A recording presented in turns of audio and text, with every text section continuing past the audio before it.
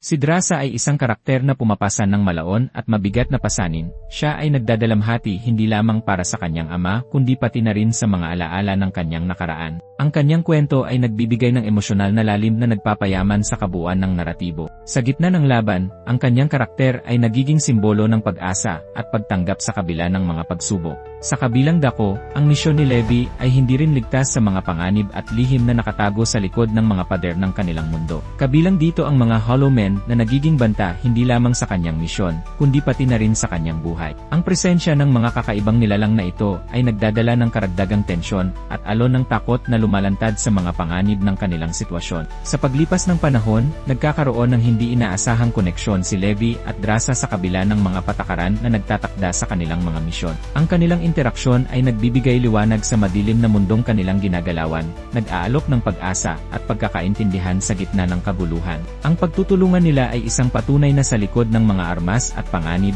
umiiral ang tunay na koneksyon ng tao. Kasama ng mga pagsubok na dinaranas nila sa kanilang mga laban, ang tunay na katatagan at kakayahan na makipagtulungan ay sumisibol. Sa paggamit ng kanilang mga armas, nagtagumpay silang mapanatili ang kanilang seguridad. Ngunit ito ay hindi lamang tungkol sa pisikal na laban, ito rin ay isang pagsubok sa kanilang mga puso at isipan. Sa bawat pagkatalo at tagumpay, umuukit sila ng kanilang mga kwento sa mga kalasag ng kanilang karanasan. Ngunit habang lumalaban sa mga halimaw, nagkakaroon din sila ng mahahalagang personal na koneksyon. Isang halimbawa nito ang pagdiriwang ng kaarawan ni Drasa kung saan, sa kabila ng panganib, ay nagtagumpay silang lumikha ng mga alaala. Ang mga simpleng sandaling ito ay nagiging batis ng lakas at inspirasyon na nagbibigay liwanag sa kanilang madilim na daan. Sa kalagitnaan ng mga pagsubok, nang masaktan si Drasa, ipinakita ni Levi ang kanyang tunay na dedikasyon at pagmamahal.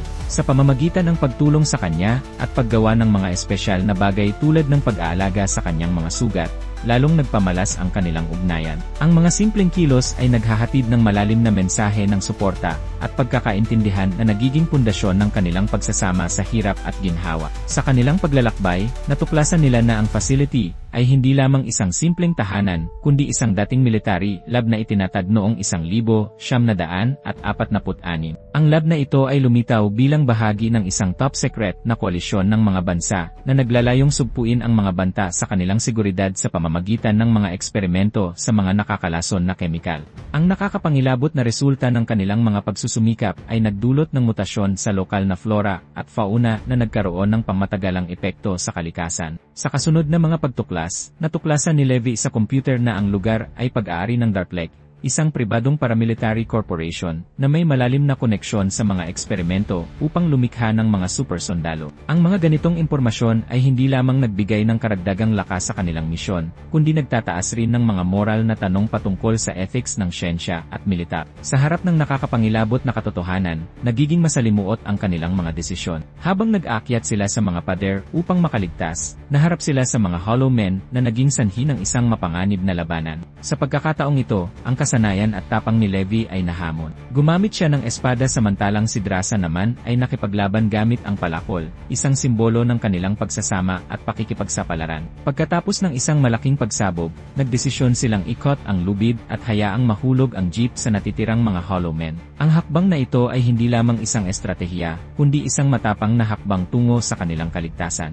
Sa likod ng kanilang mga desisyon, nakatayo ang ideya ng pagsasakripisyo para sa mas malaking layunin.